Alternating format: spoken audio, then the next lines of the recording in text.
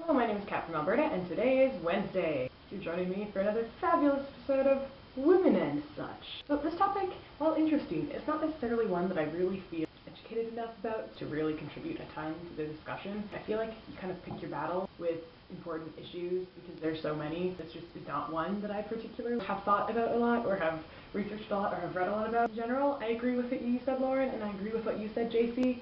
I'm just of the opinion that you should just be nice.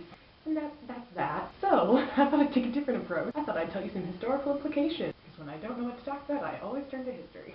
Women were quite, equal with men for a long time, which is something that a lot of people don't realize. And then there was this thing called the polarization of the sexes, which is a fancy word where men were like, oh, we're the best.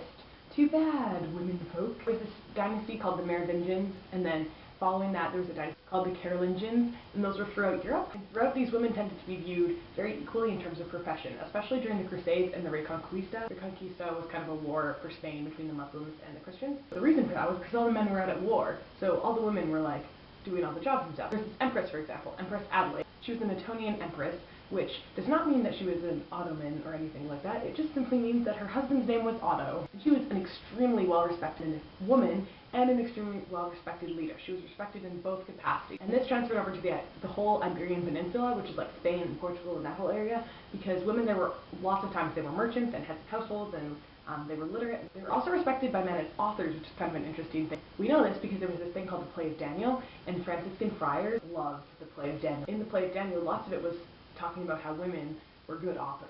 By the 10th century, though, things started to change a bit because there was this Pope, Gregory VII, and he abolished double monasteries, which was where there was monks and nuns in the same monastery. And then by the 13th, St. Thomas of Aquinas, he had some interesting views on women. He really embraced Aristotle. He highlighted women's supposed inferiority.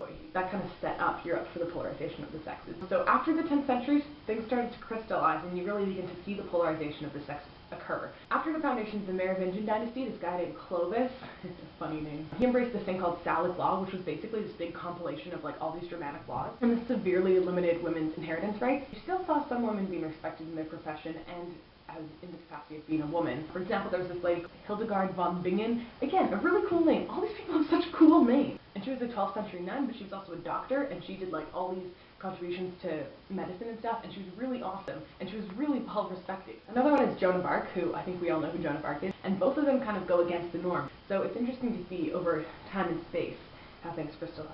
And then after that, it was pretty split for a long time. Those are kind of some of the last holdouts of women who were very huzzah. And we ended up where we were in the 16th, 17th, 18th centuries. We had all the knights who were oh, I'm so chivalrous. And that is how it affected today. So I don't know what that really does for anything.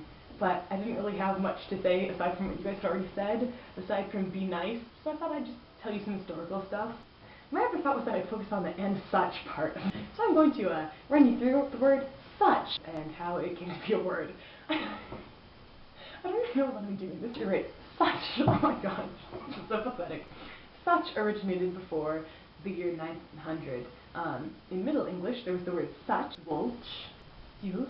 Those apparently all meant the same thing that such means. I'm just reading this off the internet right now. I didn't actually know this ahead of time. And then in Old English, it was will, swelk, the Germanic swasso. Oh, never mind. Swa meant so, plus liko, which meant swaliko. Oh, that's what the swelk was. The German solch, Old Norse liquor, the Gothic swalik.